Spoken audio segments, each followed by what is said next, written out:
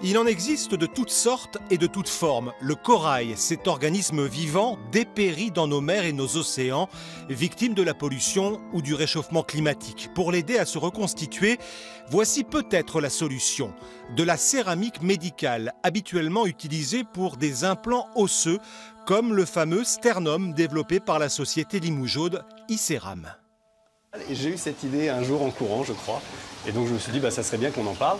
Donc j'ai contacté l'aquarium et je suis tombé sur Monsieur Brantôme, qui est un des spécialistes français des coraux, j'ignorais totalement. Et quand il a vu le matériau, il s'est dit qu'effectivement ça pouvait tout à fait lui rendre service et que c'était tout à fait naturel de penser à ce type d'utilisation avec cette porosité. Et le fait surtout, ce qui l'intéressait, c'est que ça ne relargue rien. C'est complètement oxydé, donc il n'y a plus de réaction chimique.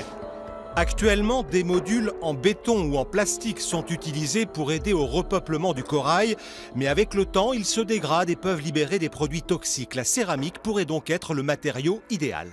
Il est poreux, il est rugueux, et en plus, c'est un matériau qui est neutre, donc le corail va pouvoir l'englober. Donc oui, à mon avis, ça peut que fonctionner. Maintenant, c'est un matériau qui est prévu pour que les bactéries ne viennent pas en surface, pour que les os, quand on va le mettre sur le corps humain, n'aient pas de problème d'infection. Et ça, c'est mon problème. Est-ce que ces bactéries n'arrivent pas à se fixer correctement? Est-ce que le reste va pouvoir se fixer? Pour en avoir le cœur net, une expérimentation va bientôt débuter. Ces petites plaques de céramique seront plongées dans un aquarium pendant 2 mois pour voir si les micro-organismes arrivent à les coloniser. Si c'est le cas, des boutures de corail seront alors testées et dans quelques années, qui sait, des blocs de céramique de Limoges trouveront peut-être leur place au fond des lagons.